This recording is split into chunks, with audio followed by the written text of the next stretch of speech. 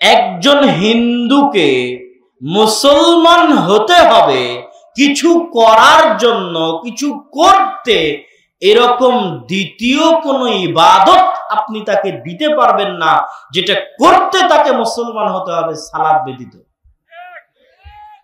এই জন্য ওই মুসলমান, যেই মুসলমান সালাত আদায় করে না, আর ওই হিন্দুর মধ্যে কোনো পার্থক্য নাই। এই মুসলমান কেন মুসলমান আছে যদি সালাতি আদায় না করে?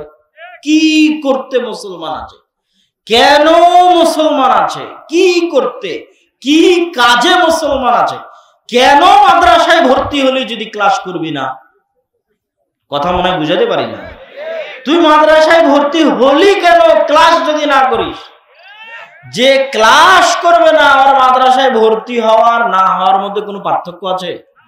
কোনো পার্থক্য নেই। যে সালাত আদায় করবে না আর মুসলমান থাকার না থাকার মধ্যে কোনো পার্থক্য আছে? কোনো পার্থক্য নেই। ওই মুসলমান যে সালাত আদায় করে না আর ওই হিন্দুর মধ্যে কোনো পার্থক্য নাই। এই জন্য রাসূল সাল্লাল্লাহু আলাইহি ওয়াসাল্লাম বলেছেন, ঈমান আর কুফর, শিরক আর ঈমান, মুশরিক আর মুমিন, মুমিন আর কাফেরের মধ্যে একটাই পার্থক্য, সেটা কি? সেটা সালাত। আর এমন কিছু নাই যেটাতে পার্থক্য করা যেতে পারে যে ও মুসলমান, যেটাতে পার্থক্য করা যেতে পারে যে ও হিন্দু নয়, ও মুসলমান। কি দিয়ে পার্থক্য করবেন যে ও মুসলমান? কি দিয়ে? এমন কিছু আপনি দেখাতে পারবেন না যেটা দিয়ে আপনি পার্থক্য করতে পারেন যে ওই মানুষটা হিন্দু নয়, ওই মানুষটা মুসলমান সালাত ব্যতীত। কেন? ওরকম হাজারো হিন্দু আছে যে বিড়ি খায় না, ওরকম হাজারো হিন্দু আছে যে মদ খায় না, ওরকম হাজারো হিন্দু আছে যে জেনা করে না, ব্যভিচার করে না। তার মধ্যে কোনো আলামতই আপনি খুঁজে পাবেন না যে কি ও মুসলমান না হিন্দু। কোনো আলামত নাই। ও যদি গরিব হয়, হজ নাই, গরিব হয়, যাকাত নাই, 11 মাস 12 মাসে 1 মাস ক্লাস করে কি করবে? কোনো কাজ নাই। সুতরাং ওই কাফের, ওই হিন্দু আর এই মুসলমান যে সালাত আদায় করে না, এদের মধ্যে আল্লাহর হস্তে কোনো পার্থক্য নেই।